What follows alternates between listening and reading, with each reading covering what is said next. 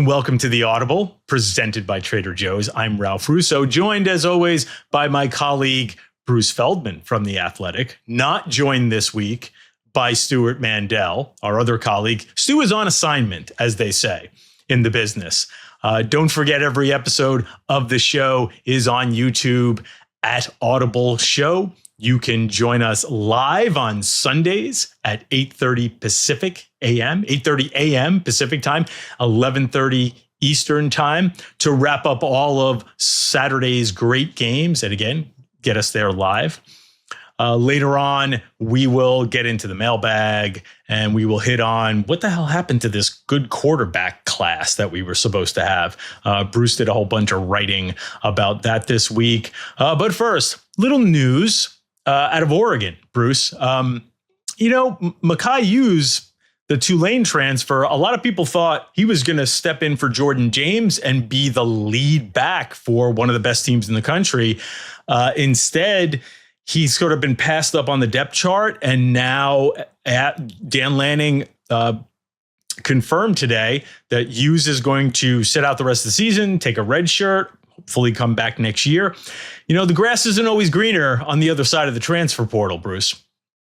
No, not always. And look, nobody I feel like has done better in the portal than Oregon has. A lot of guys who, start with Bo Nix. Bo Nix was pretty good at Auburn, but not like he was at Oregon.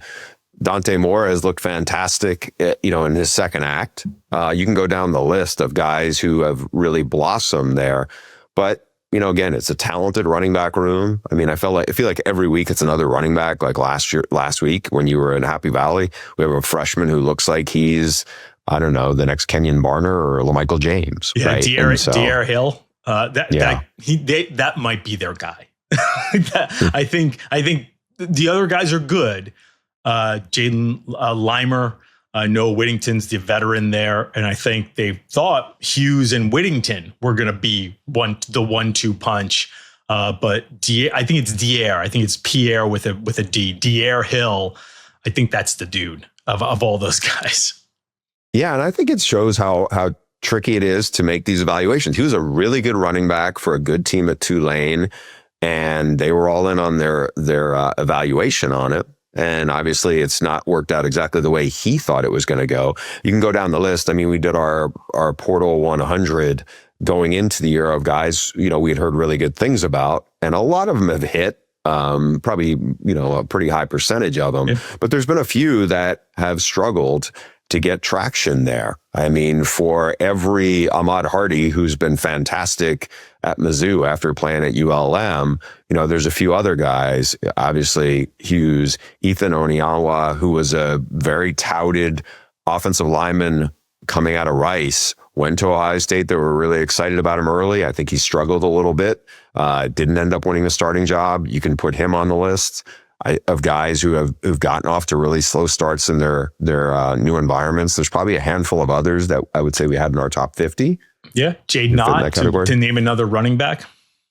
Yeah, Jaden Ott, I know from talking to people at OU, they're hoping that he has a breakout game because they really need him. They're hoping he has a breakout game this weekend against Kent State. Everything I've heard is like he's had his best week of practice there, and so that's encouraging. But definitely he has not been the guy to this point that I think anybody was expecting. I think sometimes I wonder about not just athletic fit, but also, we might get into this later with the mailbag, but just environmental fit. Or do you fit the way that coaching staff coaches, right? And how receptive are you? Is that a good way to get you motivated, right? And this is not a knock on players or coaches, but I do think sometimes you might make a decision, maybe based on money, especially nowadays with NIL, and a guy like Hughes also wanting to step up in the world, right? Like that's a normal move to go from a really good G5 program in Tulane, or G6 now, to try to play at the highest level in the Big Ten with one of the best Big Ten schools. So I don't know if he should necessarily regret his move, but again, you never know how you're going to fit in terms of what they want from you athletically, what they expect from you, in terms of just, the way again, the way sometimes a coaching staff coaches and how receptive you are to that type of coaching. I think that Ott situation might be a little bit along those lines too. So yeah, again, the grass is not always greener, and I hope that Hughes and these other guys who maybe miss, can still find homes, because Hughes might have as many as 2 years left of eligibility. But it's just a good lesson for all the jumping around right now that these things don't always work out. Yeah, and there's absolutely a nature of shotgun weddings that go on with the portal and everything else where, you may not, there's not as long of a courtship when it comes to the recruiting process like there was for high school. And I think that's another element. Now, look, for the John Mateers, who was like, oh yeah, I know how Ben Arbuckle coaches. He knows what I like and all this other stuff. It makes a lot of sense when you jump in and it's like new position coach, new head coach, new culture, new locker room. And also people are looking at you going, man, I heard this guy's making 750,000, or I heard this guy's making X. Now all of a sudden there's different level of expectations that come in. I think there's just a lot of stuff that we all tend to gloss over. And I think honestly, even football coaches who are in the middle of it, I think sometimes they take some of those things for granted. Yeah, talk about the speed dating aspect of the transfer portal recruiting. So we'll go from some running backs who have disappointed a bit so far to some quarterbacks who have disappointed a bit so far. Just to set this up, Bruce, because you did some really good reporting on it in a story you can find on The Athletic. This going back to last year, or the last draft, right? The April NFL draft, we all knew it was a little bit of a thin class in terms of quarterbacks. Cam Ward at the top. Jackson Darts turned out pretty nice for the Giants. And then there was a fall off. And even then, we were talking about how within the NFL, and you talk to more NFL people than I do, it was like, well, maybe don't bother with a quarterback this year because next year's class has a chance to be pretty good, maybe even pretty special. And starting with Arch Manning and Doug Nussmeier, and it's just so far not so good for the supposedly special class of quarterbacks that had a chance to come out for the 2026 draft.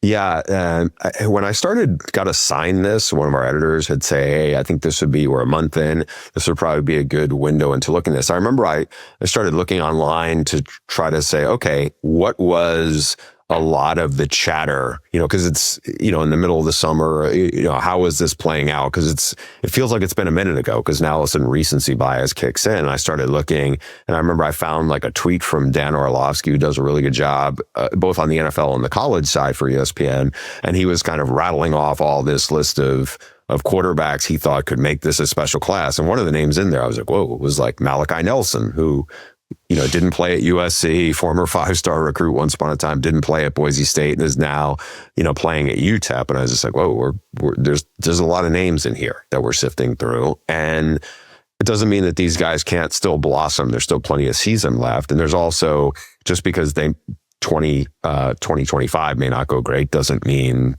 they're on a different timetable than certainly the NFL clock could be. But you start going down the list. And so, our colleague Dane Brugler, who does an amazing job covering the draft, just going through some of his guys that he had on his, most recent draft evaluation. It's way too early. That being said, number one was Arch, right? And I think, being totally blunt, it has not gone the way most people have expected. I think to see him struggle at Ohio State was not shocking, given new offensive line, tough environment, defense coordinator from the NFL who you don't know exactly what he's going to throw at you against a really talented team, hostile environment. I think there's a lot to expect, but then just some of the passes were like, yikes. But then, there were some good moments, but then there were some more bad moments, right? I just remember coming back from our, we had that a couple of weeks ago, we had a long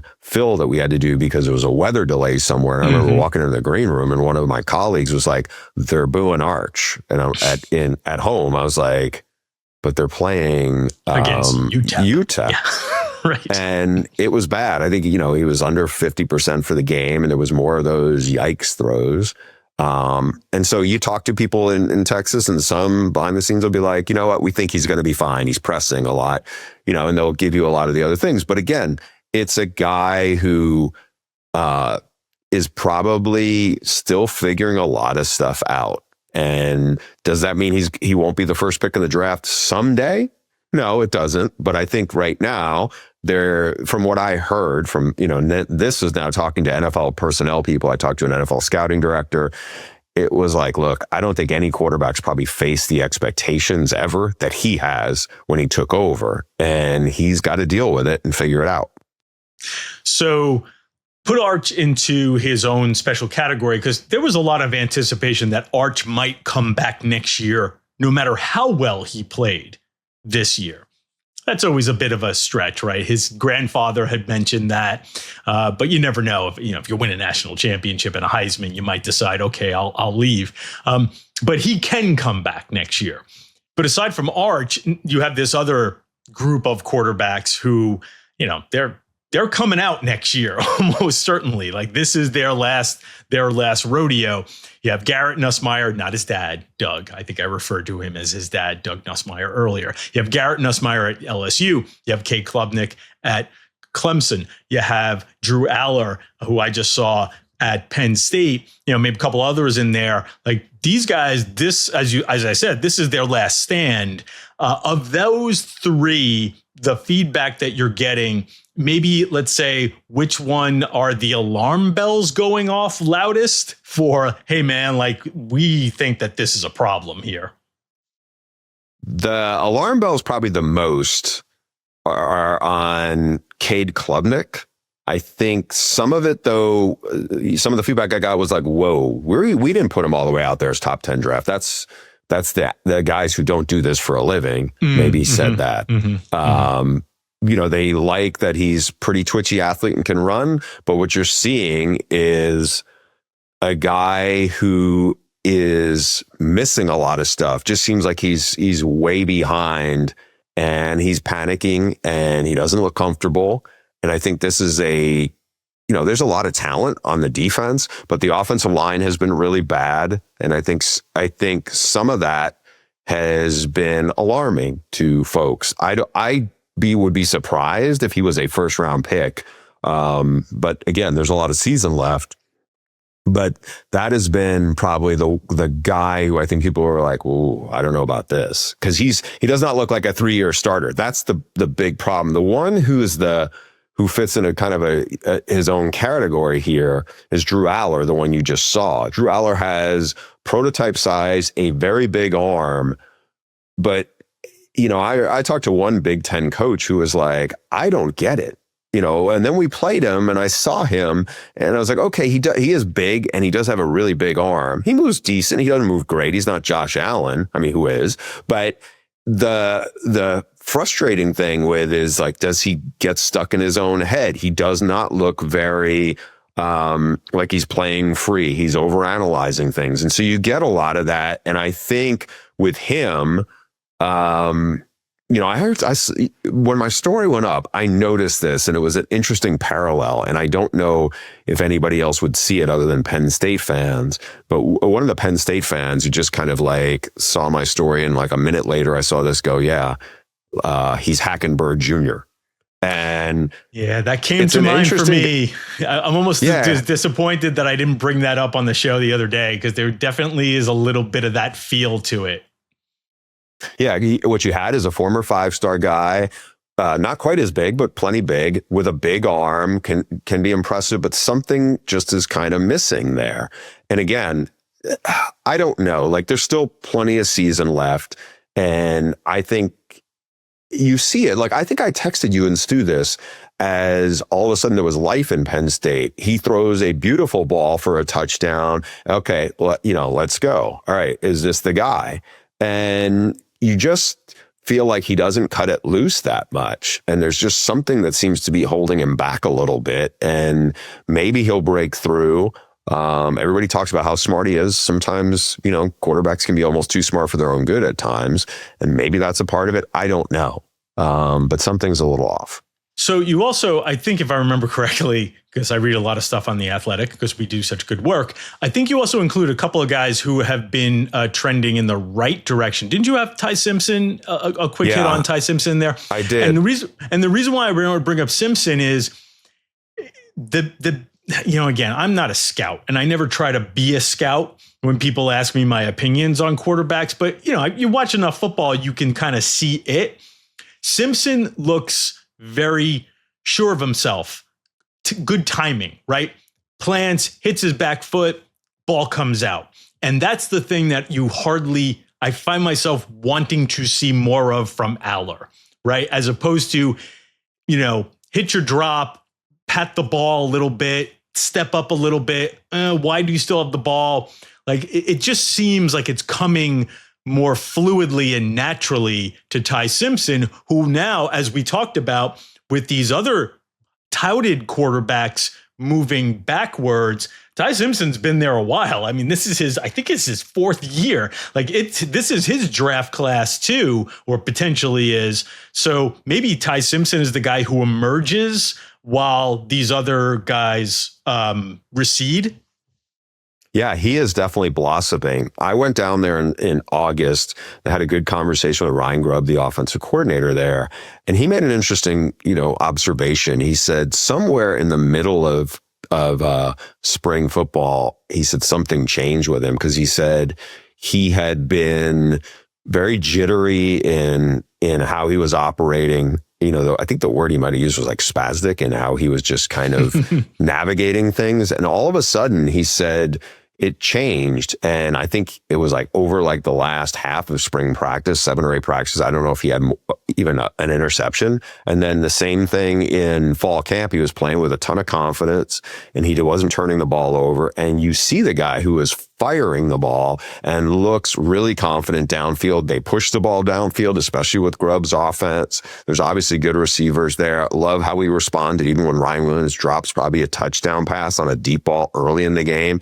I mean, I think they were 7 of 7 or 8 of 8 on third downs against Georgia. I know this wasn't the greatest Georgia defense, but it's still on the road in Athens on Saturday night. I mean, he's been superb, and I could definitely see he being that guy who maybe jumps into the hole. Now, the guy you asked about a minute ago, and I do want to come back to him, Garrett Nussmeier, the scouting director in the NFL I talked to earlier this week, was like, I still really like him. They think there's just something a little off in terms of what they're seeing on film. And I think some of that is because, and Brian Kelly addressed it in SEC, his SEC conference call on Wednesday, about he's getting over an ab strain and it's still kind of lingering, but they're going to have a bye week and it should be better. I think there is something there that scouts and honestly even LSU observers, I think, have noticed that he didn't look quite right. I also think it doesn't help that they can't or won't run the football.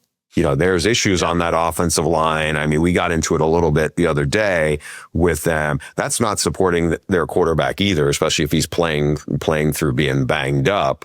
But from everything I've heard, people like quick release. There's a lot of stuff to like with Nussmeier. I don't think people are getting off the bandwagon with him. I think they would like to see how he's going to be, as he gets physically better coming out of the bye week. But I think he's a guy, unlike probably Klubnik and maybe to some degree Allar, that there's a little more confidence in. All right, let's do this. We're going to pivot this conversation to the more of, because this has been a little bit of a drafty conversation. We're going to take this conversation and flow it into a Heisman conversation, because a month into the season, who knows who's the Heisman favorite? But we'll take a quick break and be back after that. And we'll talk about the first Heisman straw poll that The Athletic did this season. All right, so we'll go from disappointing again. So now we went from disappointing running backs to disappointing quarterbacks. And now we'll start talking about players who have actually done really well. And the Heisman race has been slow developing in the first month of the season. Sometimes the September Heisman becomes almost like a joke, right? Think back to Tate Forcier, right? Or Geno Smith. Or Geno Smith. I think both of those guys have September Heismans. But we were asked by our colleague Mitch Sherman to, our give us a top 3 at the end of September. And I don't know if you participated in this one, Bruce, but it turned out the straw poll, Dante Moore is the Heisman front runner. And I think if you look at the BetMGM odds, Dante Moore, Fernando Mendoza, those are the top 2 guys in our Heisman straw poll. I think those guys have risen to around the top of the odds as well in Vegas. So, Dante Moore has gone from, can this guy play in the Big Ten to Heisman favorite? What do you think? Man, if I was at all skeptical, that went away last Saturday night in Happy Valley. To handle that scene the way he did, to handle a really talented defense run by a masterful defensive coordinator, was impressive. And it wasn't like their O-line played lights out. You go through I don't want to say the PFF grades are the gospel, but it wasn't like, the tackles had great nights there, but I thought it wasn't a perfect night by him either, but he played really well. I also thought he made plays with his legs that I wasn't sure that he had in him because you just didn't see it from before. It doesn't mean he can't do it, but I get why there's some comparisons to CJ Stroud because of the accuracy. I had this conversation with the NFL scouting director I talked to the other day, and I said it reminded me a little bit of when CJ Stroud played Georgia in the playoff. And we knew he was a really good basketball player. I mean, he's a Southern California kid, so a decent amount about him from out here. But you knew he was a good athlete. You just didn't see him running a lot. And then when they played Georgia, you saw him run. And again, I thought you saw Dante Moore do some things that we just hadn't seen from him a lot. And that was impressive. The poise was incredibly impressive. I could totally see him winning the Heisman based off the start he has. I mean, there's other guys. You mentioned Mendoza. You mentioned Mendoza. You saw Moore up close, or about as up close you can see, I guess, in a stadium of 100,000. Where do you see, in terms of those 2 Big Ten quarterbacks, both transfer guys in their first year with new programs? So just putting in the perspective of the Heisman race, right? And again, we're super early in the season. There's a lot more games to be played. I almost feel like the Heisman race is so wide open now that some of the guys we maybe have already, not dismissed might not be the right word, but we've already sort of put to the side. Those quarterbacks that we talked about before who have been a little disappointing. Arch, maybe Jeremiah Smith's been a little quiet, right? He's been, Jeremiah Smith is awesome. He just hasn't had that huge game yet. But I think there's more than enough time for those guys to emerge on the scene. It's also, again, it's late September, so why not have a little fun with this? When I was asked for my Heisman top 3, I went with Rueben Bain, the defensive end from Miami, because I feel like I've seen him wreck 2 high-profile games, right? He was all over the field against Notre Dame. He was all over the field and was a game wrecker against Florida. You can make a case that by the numbers, both the advanced stats and sort of the raw tackle for loss, sack numbers, Akeem Mesidor has actually got some better numbers. That's the defensive end on the other side of the field. But I think Bain's been a terror. So I had him on the top of my list. Now, realistically, is he going to stay in the Heisman race? In our straw poll, Carson Beck got a little more love than Rueben Bain, and it tends to be a quarterback's award. But I had Bain, Diego Pavia, and then Fernando Mendoza. Again, when it comes to the Heisman race, Bruce, a lot of it has to do not just how well you play, but where you're positioned in terms of your team and the playoff race and how many big stage games you get. So a lot more goes into the Heisman race than just who is the best player. But I just thought it was cool to sort of highlight somebody other than a quarterback, which is probably who will win the Heisman by the end of the year.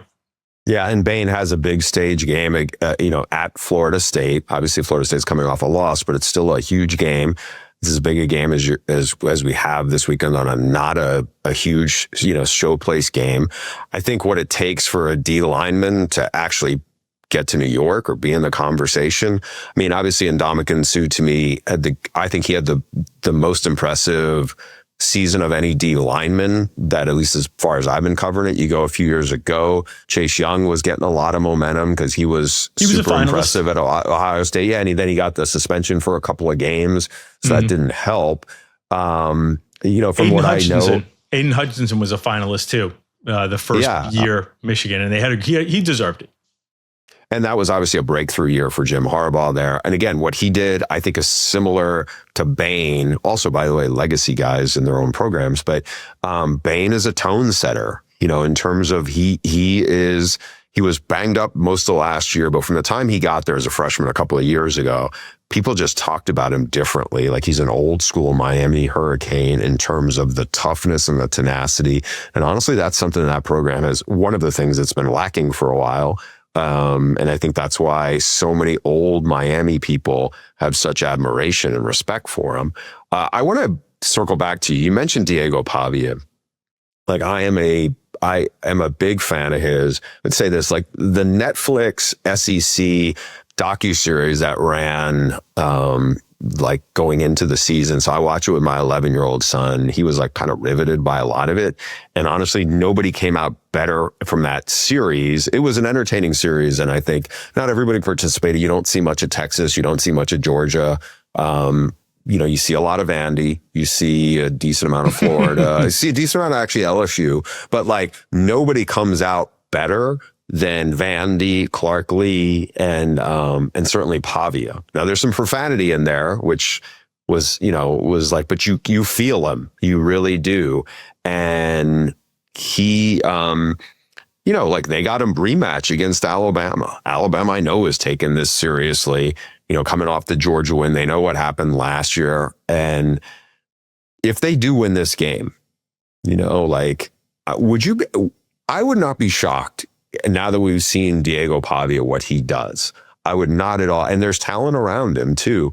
But if he does, I mean, you have him number 2 on your Heisman board.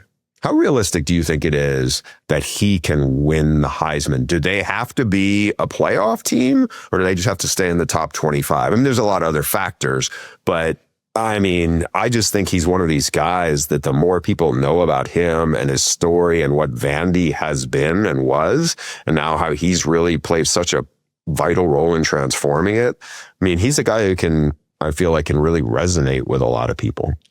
The key word that you just mentioned there, Bruce, is you have to have a story. He's got a great story. And that is in being a person who's covered the Heisman for years. And, I don't want to consider myself a Heisman historian, but I feel like I kind of know the award, right? Even though I haven't voted in ages, I haven't been a Heisman voter. It's good to have it. You need to have some kind of narrative around you. And just as you said that, do they need to be a playoff team? Well, Travis Hunter wasn't on a playoff team last year, but he did something unique by playing both ways and being really good as a two-way player. And I think if you're the quarterback of the first relevant Vandy team last year, 7-6, if I remember correctly, 6-6, won a bowl game. If you take a step forward and you win a couple more big games, maybe it's this week in Alabama, I think they have Texas, but if they have 1 or 2 big wins, and maybe that gets them to 8 wins or 7-5, you are the quarterback that made Vanderbilt relevant. And if your numbers look good, you still have to have numbers. And so far as his numbers do look good, like, I think you can. I don't know if you can win it because we are very, very focused on the playoff race and the teams at the top. And I would tend to think that one of the best players on the best teams would still have an advantage over a guy like Pavia if he, to emerge toward the end of the season when, again, we talk about big stage games. If you're not really playing in playoff stakes games, it's harder to sort of, because even Travis Hunter last year, Colorado did not make the playoff, but they were very much in the race late in the season. So if Pavia can just stay in the race, that helps him too. Yeah, listen, this could all come crumbling down this weekend in Tuscaloosa. Bama could rough them up, and we're just, and we just move on, and maybe Diego is a top 10 finisher, right? That's probably the more likely path here. But you're right. His story, him being a compelling figure and what he would mean sort of in the history of college football for Vanderbilt to be contending for a playoff spot, I think makes him a very appealing candidate. Now, I gave my top 3. I don't think you voted, but who would be your top 3, and would Pavia be in there?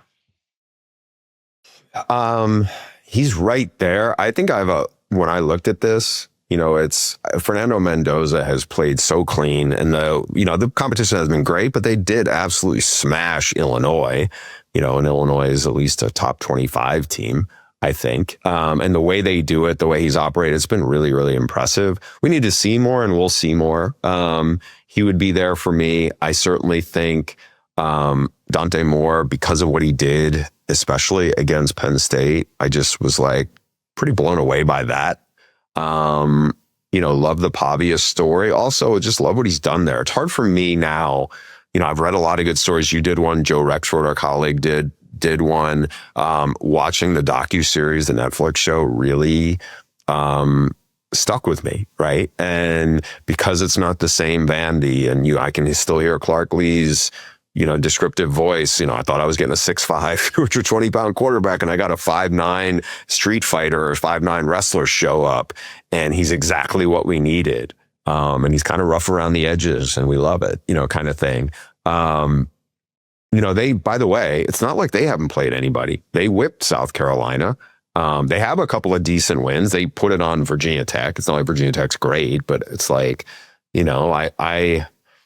I don't know. I want to see more. I mean, it's early, but it's okay, what are the storylines we're kind of gravitating on and leaning into? Because, we did that segment before about just kind of the quarterbacks who've been disappointing so far, were the high profile guys.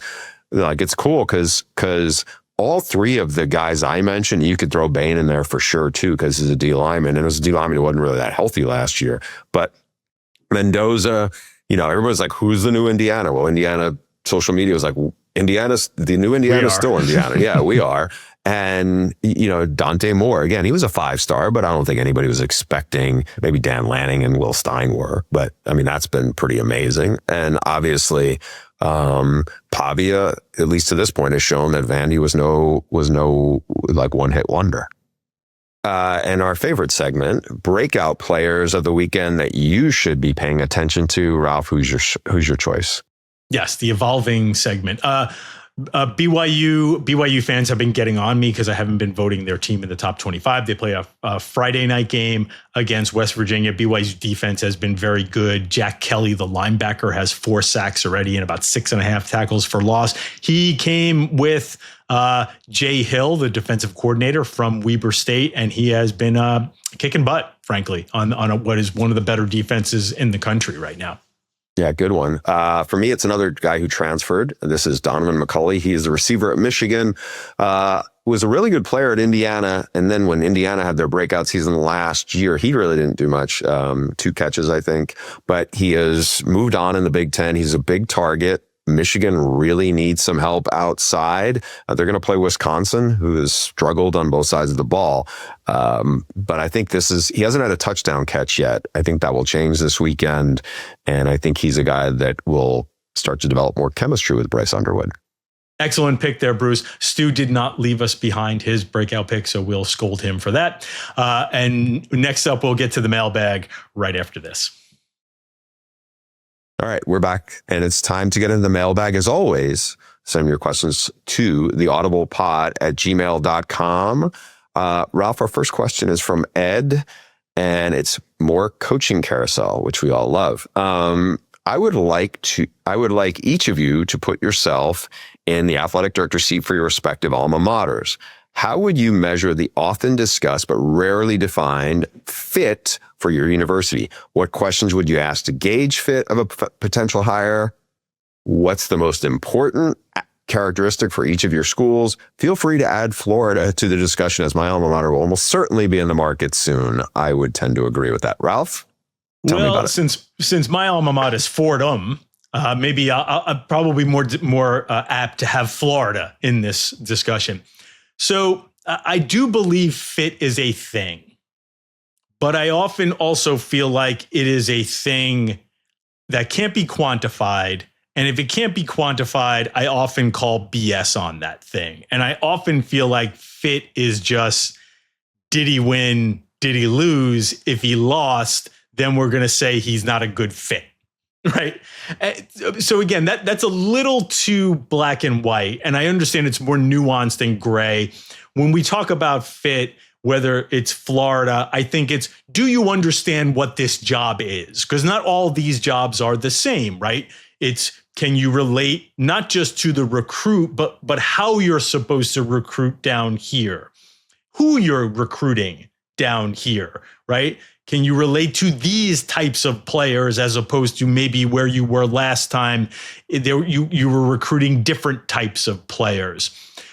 Again, my feeling is winners win. And I can point to Brian Kelly, who's coached in a couple places, though we've talked a lot about, is he a good fit at LSU? And I think it's fair to say that maybe the jury is a little bit still out there on that. So, but again, like, to me, fit ends up being the thing we fall back on when it's not successful and we say he's a bad fit, but when they win, it's a good fit. So I don't know. Again, like, I tend to, fit can sometimes be like culture, right? People say it, but what the heck does it mean? What do you think? Is fit real, or is it just an excuse? I think fit is real. I really do. No, I think there are certain coaches who are much more transitional, maybe that fit in a lot of places. Yeah, I think there are some guys that I would say are that. And then there's other guys I think are very unique to what they are, right? Look, I think Hugh Freeze would not fit in a lot of places. One of the few places that I think he probably does fit as a head coach is in the SEC. Now, he may not win enough there. I mean, but I think there are certain guys with what they do, how they carry themselves, how they relate to people. I think it fits. Look, I mean, Ed Orgeron's a much better fit at LSU than he would be at Notre Dame. Brian Kelly's probably a lot better fit at Notre Dame than he is at LSU. I'm not saying Brian Kelly can't win there, but you and I did that story about, and his starting center for a couple of years was on the record just talking about Brian Kelly relating to people. I mean, there's plenty of stuff where it seems like Brian Kelly's sort of trying to fit and stretching, and it comes across really awkwardly. There's the dancing videos of him in front of a recruit. It's like a weird meme. There's the family thing. We still don't know what was actually going on with that, kind of stuff. I mean, he's a really good coach. He did a terrific job at Cincinnati, among other places. It's just, in Louisiana, maybe it's a bigger stretch. I think Urban Meyer, quite honestly, he's a guy who I think he was a good enough coach and calculated enough where he was going to probably win almost anywhere he went in college football. He was not a good fit in the NFL, right? And I think we saw, there's a difference between who translates to the NFL and who probably doesn't. I feel like it's interesting because if Jim Harbaugh hadn't spent so much time in the NFL as a player, I would have wondered, how would this work with the, for he's a jolly good fellow and all the other stuff that's so uniquely Jim Harbaugh. But because it's authentic, it works wherever he goes, right? And I think because he's authentic, I think it works. I'm guessing, like Kyle Whittingham would have probably, he's in it. I'm not saying he's going to go take another job, but I think Kyle Whittingham's a guy who probably would have traveled because I just think it's physical football. And I think it's like, I think it's authentic. If you're authentic, I think you have a better chance of being a good fit because people will typically meet you halfway. Rich Rodriguez, I think you and I both agree, really good head coach. I think part of the thing that got him at Michigan was, and I did a big story on this, not because of like what I'm about to say, was it matters who you follow. I think it is a big thing that gets overlooked. I didn't realize it until way down the road, like probably 5 years ago when I started having conversations with people. Kevin Sumlin caught lightning in a bottle in College Station, in part because of his personality, but also because he replaced Mike Sherman. And that kind of peanut butter and jelly dynamic worked, and I talked to guys who were captains of that team, his first team. One of them was a linebacker, and he was like, yeah, Mike Sherman, we knew we recruited good offensive linemen because he could really evaluate that. And we had a certain culture. And then, Kevin Sumlin kind of cut us loose, and we played for that and responded. And then after those guys left, 3 years later, when it was like the Johnny crew that was kind of, was kind of an undisciplined, and it was like a little bit frenetic, or a lot frenetic, and I think that fit matters. Who did you follow? I go back to, and the impetus of that story was talking to old Nebraska coaches who had been on Scott Frost's staff and with him at UCF. And I had said, why did it work there when it didn't work here? And the explanation was, well, at UCF, and I've told this story, a couple of times, at UCF, he followed a guy who was a real pain in the ass, who a lot of players didn't like, but he could coach, George O'Leary. And here we followed Mike Riley, who nobody thinks is an asshole. Everybody really liked him. But we couldn't really, it was a fire we couldn't put out. So I think fit's real. I think timing plays into it. I think how authentic you are plays into it. And to be honest, like since Ed brought it up about alma maters, my alma mater has Mario Cristobal as a head coach. Mario Cristobal is a really good fit at Miami. I don't know if Mario Cristobal would be a great fit at Notre Dame or at Michigan or a handful of other schools. But in Miami, his school, where he knows exactly what it took to make that thing go, because he was a part of it, I think that is that matters. Okay, the last thing I'll just say, just for Ed, who is obviously worried about Florida, I don't think Billy Napier has been a bad fit, because I think he understands the job and the area, and like I think his overall blueprint was not a bad idea. I just don't think he's been a good enough coach. I don't think it's that Billy Napier hasn't been a good enough fit. I think that he hasn't been a good enough coach. All right, do you think one quick thing on that? Yeah, sure. Will Muschamp, by all accounts, really good man. I've never seen hey, he can't coach here anymore post press conference, the way the people in charge at Florida talked about Will Muschamp. And everything I've ever heard is like, we know him a little bit. Everybody loves Muschamp. He right pedigree, worked his way up and everything, and it just didn't work. And Billy did a really good job at ULL, and I don't, obviously he's going to need almost a Hail Mary to keep that job and, amid that. But sometimes circumstances just don't play out the right way, and everything can look a certain way and it just doesn't work. It's unfortunate. All right. Question number 2 is about replay review, and something that's gotten great reviews, I think, from fans as they watch ACC games this year. Hi, guys. I noticed the ACC allows TV networks to air the live conversations between the on-field officials and the replay command center. Why don't all conferences do this? I talked about how it was especially compelling in the UVA upset over Florida State. Makes great television, removes the guessing game about what the officials did or didn't see. Hopefully, Bruce can push his bosses at Fox to get the Big Ten on board. Thank you. From Brandon. Bruce, this is probably going to end up everywhere, don't you think? I would hope so, because I just think it adds so much to the viewing experience. We saw this. It's like, I work with Mike Pereira. We saw that in the spring league, or in the UFL, where you see a lot of transparency, and it's fascinating to see how the thought process plays out. So hopefully it'll get to that point. I just wonder how comfortable, the SEC, remember we talked about this the other day about the Texas, was it Texas, Georgia? I'm trying to remember what game it was where you had the most bizarre officiating situation play out in the middle of the Right. The stuff got thrown on the field in Texas, and they essentially picked up a pass interference, if I remember correctly, right? Yeah, I just don't think, the people who run those conferences at these billion-dollar, entities want to show all their cards.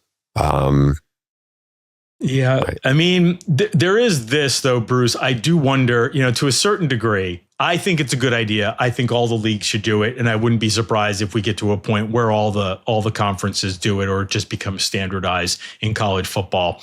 I do understand the notion that there are some people who are so stuck in their conspiracy theorist ways and believe that this official in this league office is out to get their school, that no level of transparency can help, right? That you are, even if we show you our cards, you'll still think we're behind the scenes cheating. So I do understand that. And maybe in some ways, as you said, just showing how the sausage is made might not be the thing that wins over the fans. But again, I do think that this is the future of broadcasting college football. All right, let me give you this one. Okay. Yeah, let's hope. Let me give you this last one too, Bruce. It's about it's tagged JUCO portal. Right?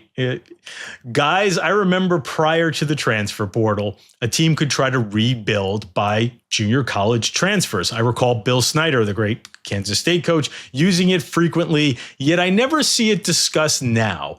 How has the transfer portal affected junior college recruiting?